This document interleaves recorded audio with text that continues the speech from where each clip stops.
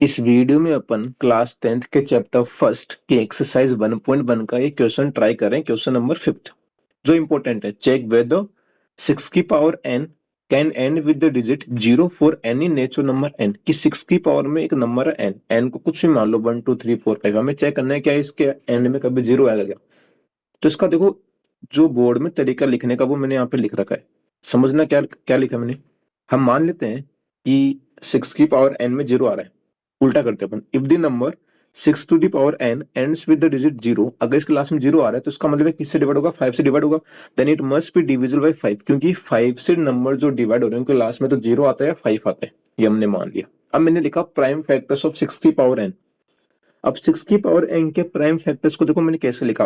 Power को भूल जाओ, आप तो 6 के फैक्टर्स देखो। 6 के प्राइम फैक्टर क्या होंगे, 2 और 3, और इस पूरे पे क्या लगा दो, पावर n। मतलब 6 की पावर n मतलब 6 की पावर 3, 6 की पावर 4 कुछ भी हो, उसके जो भी फैक्टर्स आएंगे वो 2 और 3 से पक्का डिवाइड होंगे। तो 6 की पावर n के फैक्टर्स हो गए 2 और 3। इन फैक्टर के अंदर मुझे कहीं भी 5 डिवाइड दिख नहीं रहा, तो मैं क्या बोलूंगा, so prime factors of 6 to the power n does not contain the number 5। इसमें कोई भी नंबर 5 नहीं है, इसका मतलब है 5 से डिवाइड नहीं होगा। अगर यहाँ पे आता 2 इंटू 3 इंटू 5 तो मैं बोलता 5 से डिवाइड होगा, अभी नहीं हो सकता।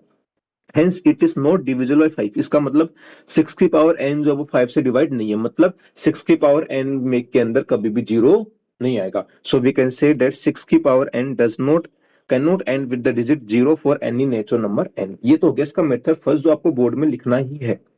इसका दूसरा तरीका है मेथड नंबर सेकंड। देखना क्या, आप मान लो n को 1 लो तो 6 की पावर 1 कितना आ गया, 6। n को 2 लो, 6 की पावर 2 कितना आ गया, 36। n को 3 लो, 6 की पावर 3 मतलब 6 की पावर 2 इंटू 6, ऐसा लिखते हो ना हम इसको। 36 को एक बार वापस 6 से अगर कितना आएगा, 216। n को 4 लो, 6 की पावर 4 मतलब 216 को किससे मल्टीप्लाई कर रहे हो, 6 से। तो जो यूनिट प्लेस आएगा वापस से क्या आएगा, 6 ही आएगा हर बार। तो आप क्या बोलोगे, कोई भी n की ऐसी वैल्यू नहीं है जिसके लिए 6 की पावर n में कभी भी जीरो आए, ये पॉसिबल नहीं है। तो हमें बोर्ड में कौन सा तरीका लिखना है, बोर्ड में जो मैंने आपको ऊपर वाला जो मेथड बताया वो लिखना है, ये वाला मत कर देना, नंबर काट लेगा भाई। ठीक है, आई होप आपको समझ में आया होगा।